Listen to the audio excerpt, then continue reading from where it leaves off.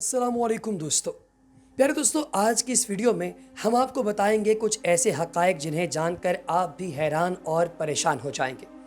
मीर जाफ़र और मीर सादिक की कब्र पर लोग आज भी क्यों जूते मारते हैं और क्यों इनकी कब्रों पर गंदगी के ढेर फेंकते हैं। आप लोगों ने अक्सर औक़ात इमरान खान, जो कि पाकिस्तान के साबिक़ प्राइम मिनिस्टर हैं, उनकी ज़बान से मीर जाफ़र और मीर सादिक के नाम तो सुने ही होंगे।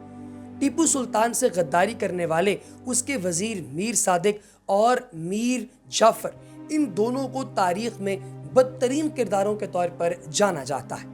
दोस्तों, टीपू सुल्तान से गद्दारी करने वाला उसका वजीर मीर सादिक क्यों आज तक लोगों की नफरत का और हक़ारत का नमूना बना हुआ है?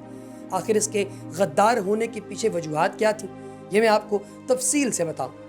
दोस्तों, टीपू सुल्तान कैसे इस दुनिया से रोहलत पा गए और मीर सादिक को कैसी अजियतनाक मौत का सामना करना पड़ा, ये अपने आप में एक बहुत ही बड़ी डिस्कशन है। प्यारे दोस्तों, कहा यह जाता है कि टीपू सुल्तान तो इस दुनिया से सुकून से चला गया, लेकिन मीर सादिक की मौत बहुत ही अजियतनाक हुई। दुनिया के किसी भी खित्ते की तारीख को उठाकर देख लिया जाए तो हमें जानिसार साथी भी मिलते हैं और इंतहाई करीबी और रिश्तेदार गद्दार भी।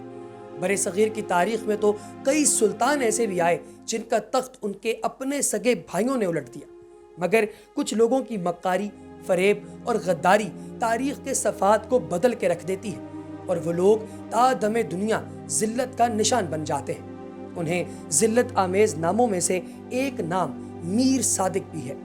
दोस्तों, मीर सादिक रियासत हैदराबाद दक्कन के टीपू सुल्तान के साथ गद्दारी करने की वजह से मशहूर है।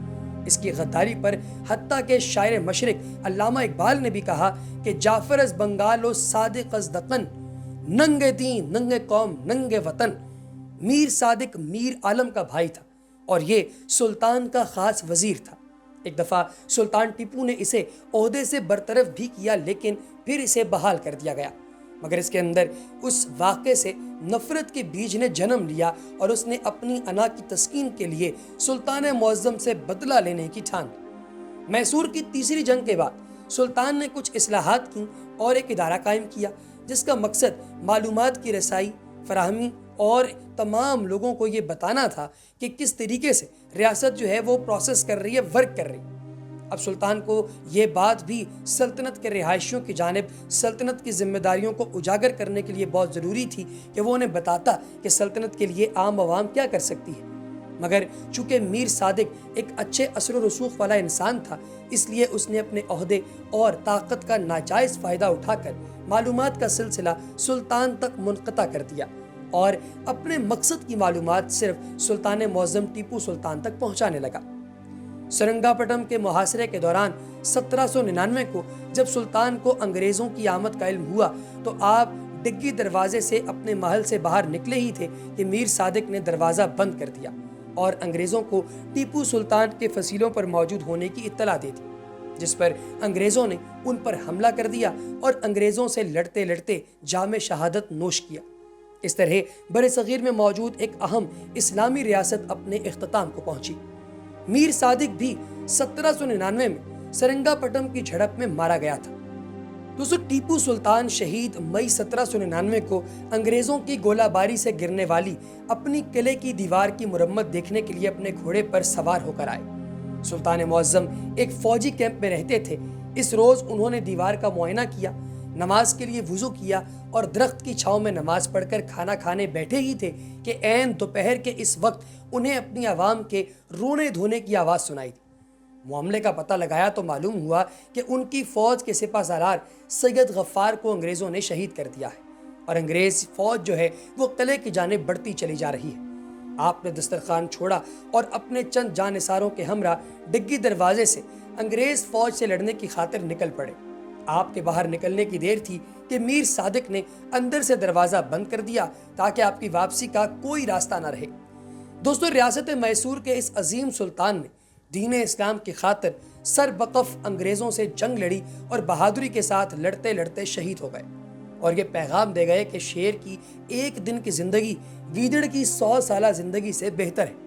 सुल्तान मुअज़्ज़म ने तो जामे शहादत नोश कर लिया, मगर गद्दार मीर सादिक मुहक्किकीन के मुताबिक तीसरे दरवाजे से बाहर जा रहा था اور دربانوں کو اس نے پیغام دیا کہ خاموشی سے دروازہ بند کر لیں، مگر سامنے سے ایک سلطانی سپاہی آیا اور اسے لان تان کرنے لگا، اور جھڑپ اس قدر بڑھ گئی کہ سپاہی کے ایک ہی تیغ کے وار سے وہ گھوڑے سے زمین پر آن گرا اور دنیا فانی سے رخصت ہو گیا۔ اور اس غدار کی موت ایسی المناک ہوئی کہ 4 دن تک اسے تدفین نصیب نہیں ہوئی اور وہ گلتا سڑتا رہا۔ جب تدفین نصیب بھی ہوئی تو بغیر گور و کفن اسے زمین میں گاڑ دیا گیا۔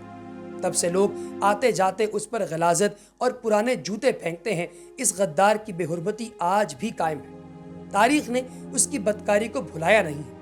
کہا جاتا ہے کہ اس کی نسلوں کو انگریز حکومت سے وظیفہ بھی ملتا تھا، مگر قسمت حیات دیکھیے کہ تمام عمر میر صادق اور میر جعفر غدار کے وہ ٹیگز اپنے اوپر لے گئے کہ ان کی آنے والی نسلیں بھی انہیں بھگت رہیں۔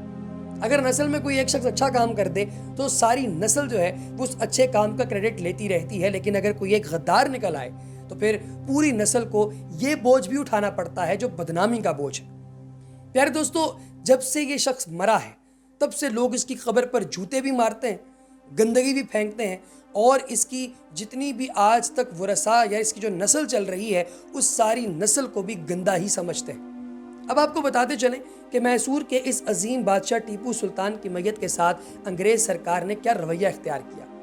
دوستو، انگریزوں کے خلاف جنگ لڑنے والے مسلمان سلاطین آپ سب سے آخری سلطان تھے۔